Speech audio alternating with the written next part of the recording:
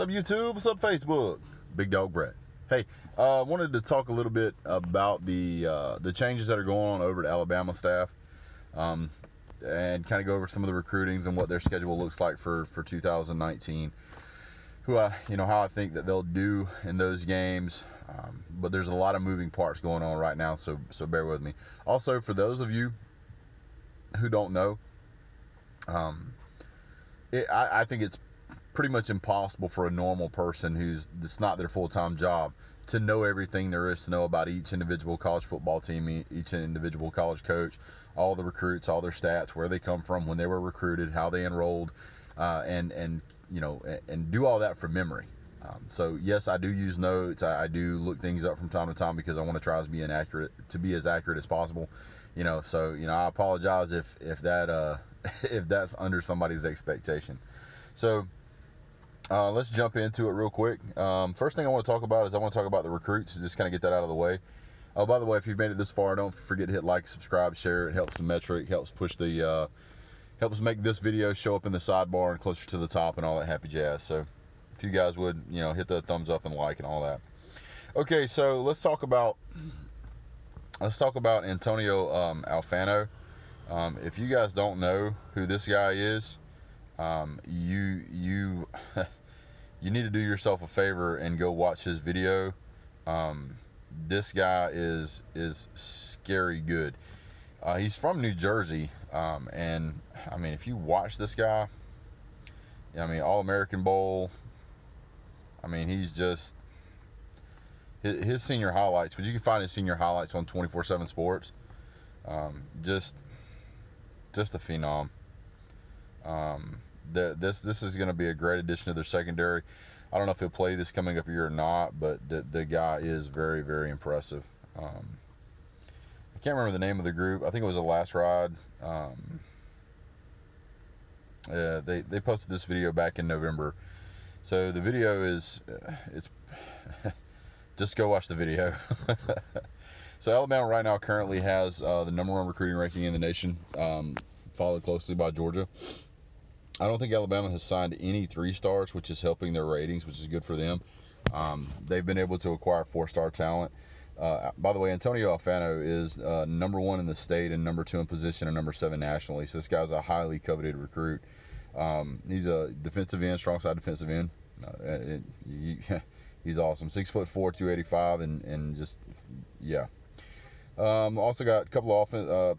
They picked up 3 or 4, I think, offensive tackles, which is going to be Evan Neal, Pierce Quick, and Amari Knight. And those guys, 2 of those guys are from Alabama, one's from Florida. Justin, and I can't pronounce his name right, I'm sure, but Iboji or Ibogbe or something like that. He's also another defensive end, and this guy is also highly recruited. He's another 6'4", 260-pound defensive end. Shane Lee, inside linebacker, 4-star recruit. That guy's a beast. Cornerback Jeffrey Carter. He's only 6 foot, but the guy does a good job. Kevin Harris, defensive end. Darian Dalkert, he's an offensive guard. This guy's coming out of Maryland. I watched this guy's video. I'm not really sure why he's as chased as they show. Maybe there's something there I'm not seeing. He's 6'3", 290, which is good size, but I don't know. I think that may be, even though he's listed as a 4-star, I watched his videos. I wasn't really that impressed. The guy that did impress me was DJ Dale. He's a defensive tackle. He's 6'3", 323. Just a beast. Wide receiver John Mitchie, Tanner Bowles, offensive guard Paul Tyson. This is kind of interesting. Paul Tyson is a pro-style quarterback, 6'5", 217-pound, out of Trussellville, Alabama. So in-state he's 12, at position he's 10, and nationally ranked he's 300. This is more of a pro-style quarterback, not a dual-threat quarterback like you've traditionally seen going into the past couple of years with Alabama. They've really kind of been looking for a dual-threat quarterback, or at least a quarterback that if he could throw pro-style, he could run when he needed to. So I don't know how he's going to fit into the offense. They may have to change the offense to match him a little better. Will Richard, who's a kicker, kind of surprised to see that they signed not surprised. I'm sorry. Oh, that kicker at Alabama, man, he has some problems. I'm glad to see they signed a kicker. I think it's been a long time since I've seen Alabama put a kicker on scholarship. We'll see what happens. And then, of course, the signed letter of intent, Trey Sanders. This is a running back. 6 foot, 210 pounds, number 1 in position, number 2 in the state, coming out of Bradenton, Florida. This guy is going to be, in my opinion, a hell of an asset for Alabama. Watch that guy. You'll be seeing Sanders coming out of the backfield soon. Jordan Battle, safety. DeMarco Helms, safety. These two guys are both 4 stars and nearly 5-star rated. They're really high. One out of Florida, one out of Maryland. Both of these guys will be great additions to the secondary for Alabama. Not as tall as you would say necessarily like at 6'1", but they definitely got a good bit of speed. Brandon Turnage, he's a cornerback. Marcus Banks, cornerback. Christian Harris, inside linebacker. Am I looking at the wrong freaking one again? Oh, no. No, it says 2019. I don't know why. Oh, that's right. It's Tua's brother. Taulia. Pro style quarterback, 4-star. I guess the Tongaloa brothers ran off Jalen Hurts. King Watucky, he's out of LaGrange, Georgia. Weak side defensive end. He's a solid 4-star. Braylon Ingraham, he's also out of Florida. He's a 4-star recruit, strong side defensive end. And Jaleel Bingsley. All these guys have signed, their signed letters of intent or enrolled. He's a tight end, by the way. Pretty much every player that you've seen has been defensively minded. They're gonna be stacked on defense again this year, so that's good for Alabama. But the quarterback situation would concern me if I was an Alabama fan. The backup to Tua is a good quarterback, but he's not great. So he got a good bit of playing time last year, so I'm interested to see how he's going to do this year. But because he's definitely going to get a lot more playing time than he got before. And then Alabama's got 4 hard commits. We'll see what happens. Chris Bogle, he's a 4-star. Byron Young's a 4-star. Christian Williams a 4-star. And Kelly and Robinson's a 4-star. And that's wide. It's defensive end, cornerback, and then a running back. So not necessarily a lot of offensive weapons that's been picked up this year, but definitely heavily focused on the defense. So, all right, let's get into the coaching turnover thing, because I think that's kind of important to point out. So far, Nick Saban is going to be replacing 4 coaches on the offensive team, offensive assistants, whatever you want to call it, and one of them being the offensive coordinator. So I think there was also, let's see, what else was it? One of the guys went to, where's it at? Okay, so Enos goes to Miami. Josh Gaddis goes to Michigan. Brent Kay goes to Georgia Tech. So I'm not concerned about them losing these guys. I don't think that there's going to be much of a problem filling that role. I'm a little bit concerned about the offensive coordinator position for Alabama. There's definitely some talent on the field, so they're going to have to bring in somebody who is, what's the word I'm looking for? Somebody who's familiar with the way that Tua Tagovailoa plays, and somebody who's very good at designing and developing a game plan. Excuse me. One of the things that I think that is going to be very important to Nick Saban is going to be a coordinator who can make the adjustments, who can make the changes. Now, I don't know that they've signed anything yet. I think Steve Sarkisian, or whatever his name is, interviewed for the job, but I don't know what they're doing. I don't know if that guy fit the job. I don't know why they would have went ahead and hired him. Georgia's got its own woes right now, trying to fill the defensive coordinator position. One of the things that struck me was that Butch Jones actually went back from working at Tennessee, went back to Alabama. And if they end up hiring him as offensive coordinator, if I was an Alabama fan, I would lose my mind. Interim head coach Matt Canada was the offensive coordinator at LSU the year before, so he knows the SEC. Derek Dooley, even though as bad as Tennessee fans blamed him,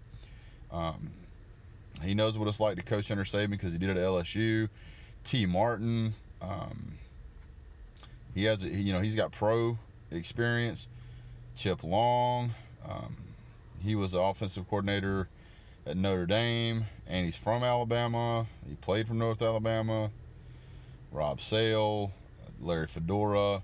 I mean, sorry, you guys are looking at the roof of my vehicle. There's so many different coaches out there that could take this position, but I just don't know who Nick Saban is going to pick. And I think at this point, it's almost crazy to try and guess who that would be. So, regardless of that, I think there's enough players on the field right now that know how to run that offense. So I don't think it's really going to be a big problem for Alabama fans to be able to expect a strong season this coming up year. All right, let's go through the schedule real quick. All right, schedule. Whew. Man, it's getting hot in this vehicle. Hold on one second. Normally keep the windows cracked because I get a little bit of noise from the whatever's going on outside, but it's kind of warmed up in here, so. All right, so let's see. Here's the schedule. I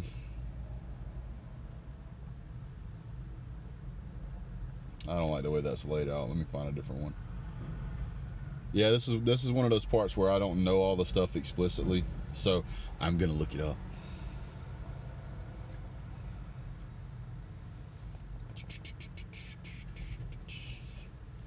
All right, so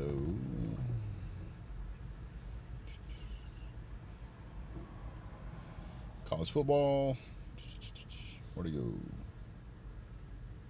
There it is.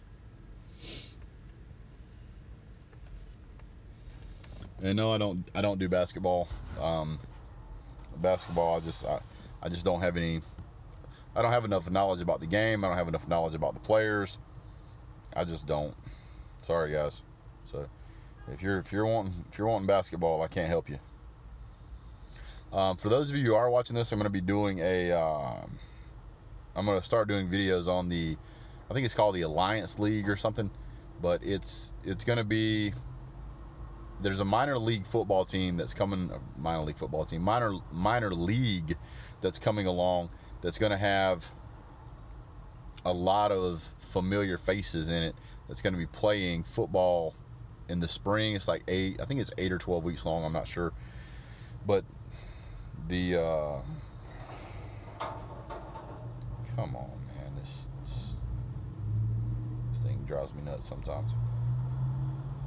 So when they start coming along, you're going to see more familiar faces like Aaron Murray, quite a few other college guys that went pro and stepped out of pro for a little while. You're going to see some college guys that kind of disappeared and you don't know where they went.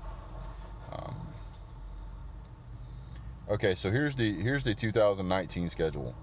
Let's say the very first game is going to be at Duke on 8/31, August 31st.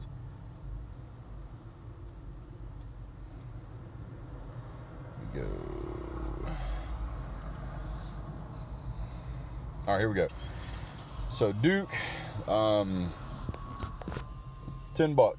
I mean, first game of the season, tickets are going for $160.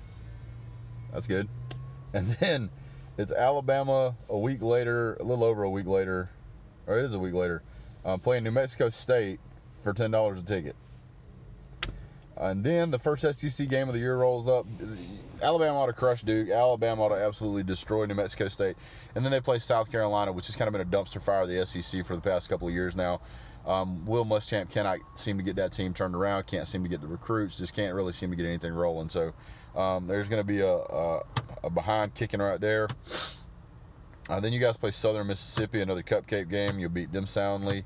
Then there's Ole Miss. They're probably under some other kind of ban right now, some violation of something they did. Who knows? You guys will beat them. But this game, the next game coming up is a game I would be interested in. Ole Miss is at home, but the next game is at Texas A&M, and Texas A&M is getting better and better. I think this game will be closer than it was last year, but I still think that Texas A&M will win. Texas A&M has a good football team. I mean, not Texas A&M. I think Alabama will win. I think that Texas still has a good football team. Texas A&M has a good football team, but Alabama should beat them. Then you play Tennessee, you'll beat them. Then you play Arkansas, you'll beat them. And then you guys play on the 9th. You play LSU at home. I think that's going to be a good game. I think that Alabama is going to struggle in that game at the beginning. And if LSU can get out in front, they can hang on to a lead. They can win. But I still think Alabama's going to win that game. Mississippi State, you should trash them pretty well, even though the quarterback situation there seems to improve year after year. And then you guys play West Carolina, another high school team. You'll trash them. You play them at home. Mississippi State, you play them at Mississippi State, by the way. And this year coming up, you guys are playing Auburn at home.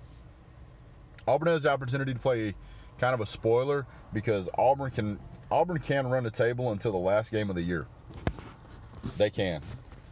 Looking at their schedule, let me get it pulled up. I'll run through that real quick. And I know there's a lot of people that hate Auburn. I'm not an Auburn fan at all, but I think it's worth pointing out what can happen. So they play Oregon. I think they can beat Oregon's first game of the season. I think where they could struggle is they could fall apart at Florida. Florida's team is better than what they think it is. I think they can beat LSU. They're really going to get tested at Georgia. Then they kind of get a down week where they play Stanford, and then they're going to play Alabama. Let's say they run the table all the way to the point where they play Georgia and Georgia beats them, and then they play Alabama and they beat Alabama. Both Alabama, if Alabama has no losses at that point, and Auburn only has one, if Auburn beats Alabama, they win the tiebreaker. So they're going to go to the SEC championship again. The same thing happened the year before. It just depends. So we're going to see how that pans out. I'm still going to pick Alabama to win that game. So long story short, Alabama's got a decent schedule set up. I think that Auburn's schedule is harder than Alabama's, but I still think Alabama can run the table. We'll just have to wait and see. All right, guys, that's pretty much it. Thanks so much for tuning in. Don't forget to hit like and subscribe, especially if you've made it this far. Hope I was able to give you guys a little bit of an update once we hear more about the coaching situation, or if we get some bombshell news about if we get some more bombshell news about a recruit or about a coach, surely I'll make a video about that. Still waiting to find out who Georgia's defensive coordinator is going to be, I think, unless I'm losing my mind. So, we got a lot of stuff going on right now in college football. I know it's the off season, but there's still a lot of stuff going on behind the scenes. I'll try to keep you guys up to date. Also, lost my train of thought. Oh well, we'll just end the video here. I'm sure I'll think of it later. Don't forget to hit like and subscribe, thumbs up, share, whatever, all that good stuff. Thanks so much, guys. And as always, have a great day. God bless. Go Dogs.